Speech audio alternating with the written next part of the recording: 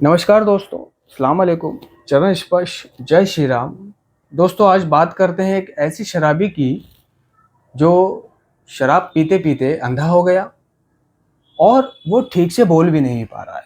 घर वाले सब हैरान कि हुआ क्या ये? इसके बाकी यार दोस्तों शराबी जो हैं वो ठीक हैं, मगर ये कैसे अंधा हो गया और ये कैसे बोल नहीं पा रहा है? तो दोस्तों क्या शराब पीने से अंधापन आ जाता है? क्या शराब पीने से बोलने की स्थिति में कमी आ जाती है? तो ये दोनों चीज़ें ये दोनों चीज़ें डायरेक्टली नहीं आती। डायरेक्टली नहीं आती या अचानक से नहीं होती हैं। ये होती हैं दोनों चीज़ें जब एक शराबी शराब का लंबे समय तक सेवन करता हो और उस लंबे समय में भी वो बहुत ज़्यादा पीता हो। एक तो होता है कि लंबे समय हो गया उसको, मान लो 10 साल हो गए शराब पीते हुए, लेकिन इन 10 सालों में उसने 1 बोतल रोज़ पी है, कभी आधी बोतल मिली है, कभी 1.5 बोतल मिली है ना? तो एक होता है कि उसको इस लंबे समय में बोतलें बहुत मौजूद हैं, पीने को बहुत पैसा है, तो 2 बोतल 3 बोतल वो रोज़ यानी ओवरडोज़ पीता है, यानी बहुत ज़्यादा शराब पीता है और वो बहुत ज़्यादा शराब पीते हुए उसको एक बहुत ज़्यादा समय हो गया है ना? तो जब ज़्यादा समय हो जाता है, तो उस व्यक्ति की बॉडी में टॉक्सिक एम्बिलोपिया, विटामिन बी1 यानी थियामिन की कमी मौजूद हो जाती है और इस टॉक्सिक एम्बिलियोपिया, विटामिन बी1, थियामिन की कमी के कारण जो आँख पर एक नस जा रही होती है, दृष्टि जो आँख को पहुँचाती है, वो कमज़ोर हो जाती है, ठीक है, डैमेज हो जाती है, जिसके कारण उस व्यक्ति को धुंधलापन, अंधापन, कम दिखाई देना, दृष्टिहीन वो होने लग जाता है। समझ रहे हो दोस्तों? टॉक्सिक एम्बिलोपिया, विटामिन बी1, थियामिन, है ना? इसकी कमी आ जाती है ज़्यादा समय तक शराब पीने से और बहुत ज़्यादा पीने से, जिसके कारण जो दृष्टि वाली नस होती है वो कमज़ोर हो जाती है या डैमेज हो जाती है। कमज़ोर होने पर उसको धुंधला दिखाई देगा, कम दिखाई देगा, पास का नहीं दिखाई देगा, दूर का नहीं दिखाई देगा, है ना? या दिखाई तो देगा लेकिन पूरी तरह से कुछ साफ नहीं दिखाई देगा। एक होता है बिल्कुल अंधा बेचारा, नाबीना है, कुछ नहीं दिखाई देता, और एक होता है कि उसको दिखाई तो देता है लेकिन बहुत कम, धुंधला, है ना? बहुत कमी के साथ दिखाई देता है।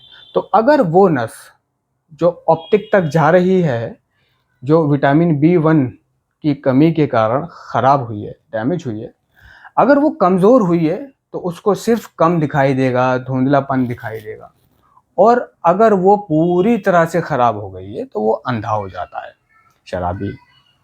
तो जब वो अंधा हो जाएगा तो फिर उसको एक आई स्पेशलिस्ट, अच्छे चिकित्सक की ज़रूरत पड़ेगी। तो अब बात करते हैं कि वो ठीक से बोल नहीं पा रहा, बोलने की कोशिश कर रहा है लेकिन बोल नहीं पा रहा, ठीक है ना? यानी कोशिश कर रहा है, बोल नहीं पा रहा। तो जब एक शराबी जो ज़्यादा समय तक शराब पीता था और जब वो उसको शराब को छोड़ेगा, अगर वो छोड़ने की कोशिश करे, तो इसका कारण है कि अल्कोहल विड्रॉल सिंड्रोम के दौरान, यानी कि जब वो शराब को छोड़ने की कोशिश कर रहा है, तो शराब को छोड़ने की कोशिश में डेलिरियम ट्रेमेस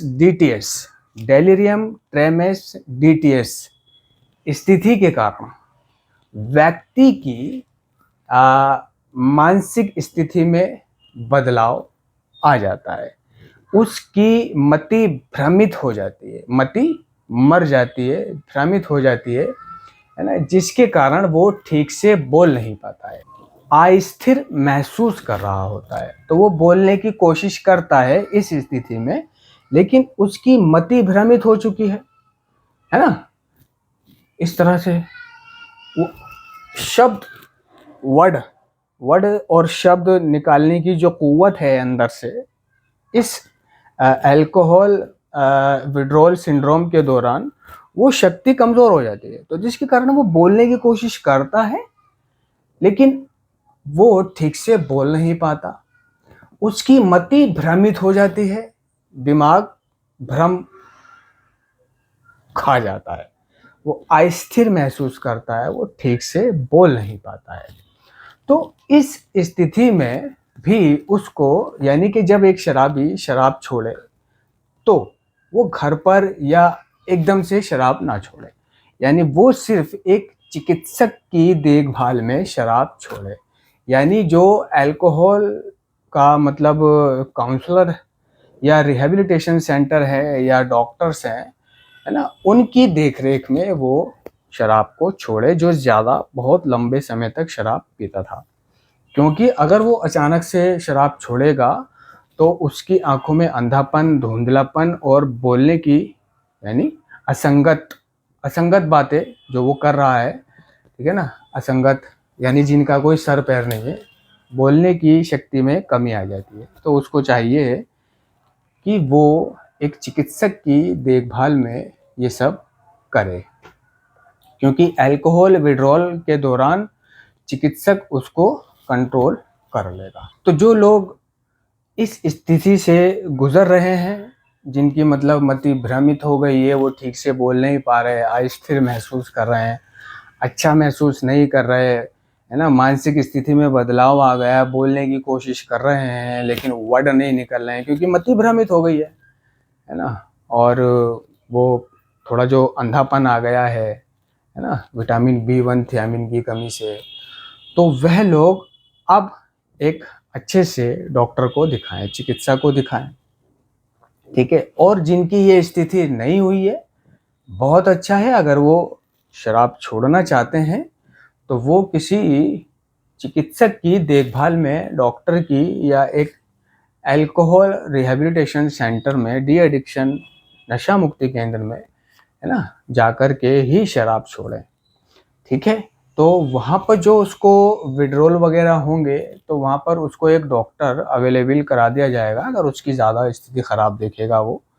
वैसे तो ऐसा नशा मुक्ति केंद्र वाले नहीं करते हैं, क्योंकि वो सिर्फ दिखावा तो करेंगे ताकि वो पैसे ले सकें, लेकिन इलाज नहीं कराते। और अगर कोई गंभीर स्थिति होती है तो वो मरीज की फैमिली को फ़ोन करके कहते हैं कि भाई इसको ले जाओ, इसको डॉक्टर की ज़रूरत है, ना कि नशा मुक्ति केंद्र की। लेकिन उसे जब तक रखते हैं कि जब तक उसकी स्थिति बिगड़ ना जाए, है ना। वो चाहें तो एक अच्छे से डॉक्टर को हायर करके अपनी संस्था में बुलाकर और उसको, उस शराबी को जिसको अल्कोहल विड्रॉल सिंड्रोम हो रहे हैं, तड़प रहा है और उसकी स्थिति बहुत ख़राब है, उसको बुला करके उसको एक अच्छे चिकित्सक से परामर्श या इलाज करा सकते हैं। तो वो चिकित्सक देखेगा उसकी स्थिति, वहीं पर ही वो ठीक कर पाएगा उसको, या हॉस्पिटल लेकर के जाएगा, वो उसकी हेडेक है ना। लेकिन इसमें लगता है पैसा,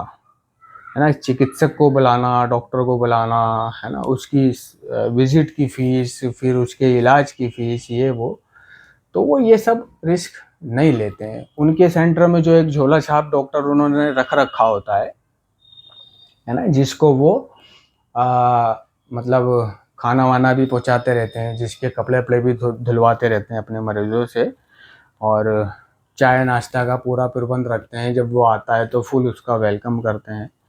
तो वो डॉक्टर्स जो होता है झोला छाप, उनको दवाइयाँ अवेलेबल करा देता है। जो दवाइयाँ उन्हें केमिस्ट से ख़रीदनी पड़ेंगी, वो दवाइयाँ वो अपनी डिस्पेंसरी से, है ना, उन्हें दे देता है फ्री में। उसके बदले वो उसको नाश्ता पानी भिजवा देते हैं, और कम पैसों में उसकी विज़िट हो जाती है और वो कम पैसे लेकर चला जाता है ना। और वो वैसे तो MBBS होता है, ठीक है, या BUMS होता है, लेकिन असल में अंदर उसे कुछ नहीं है, देखने में वो डॉक्टर नहीं लगता है ना, उसका ट्रीटमेंट एक डॉक्टर जैसा है, मानो जैसे कोई चीटिंग से पास हुआ हो, रिश्वत से पास हुआ हो। तो इस तरह के डॉक्टर जो सस्ते डॉक्टर होते हैं वो रखते हैं, है ना। तो जब एक शराबी की हालत बिगड़ने लग जाती है या किसी नशेड़ी की हालत बिगड़ने लग जाती है, तो जब तक इतनी नहीं बिगड़ी होती है हालत, तो वो उसको अपनी नशा मुक्ति में रखे देते हैं, जिससे कि उसकी फीस आती रहती है। और जब वो देखते हैं कि भाई इसकी हालत ज़्यादा ख़राब है, तो घर वालों को बुला के फ़ोन करते हैं कि भाई इसे हॉस्पिटल ले जाओ। अब एंड टाइम पर बेचारे घर वाले आए, उनकी तो मजबूरी है लेके जाना, इतने अब मरीज़ की हालत भी ख़राब हो गई, है ना। भाई पहले क्यों नहीं बुलाया, आपने पहले क्यों नहीं बताया, वो सब बातें बाद की हैं। वो अपना पल्ला झाड़ लेते हैं और हस्ताक्षर करवाए हुए होते हैं वो फाइल पर, पर्चे पर, जिसमें उनका सारा पलड़ा साफ होता है। तो मैं ये कहना चाहता हूँ कि ज़रा ध्यान रखें और नशा छोड़ें, नारकोटिक्स एनोनिमस की मीटिंग करें, अल्कोहल एनोनिमस की मीटिंग करें।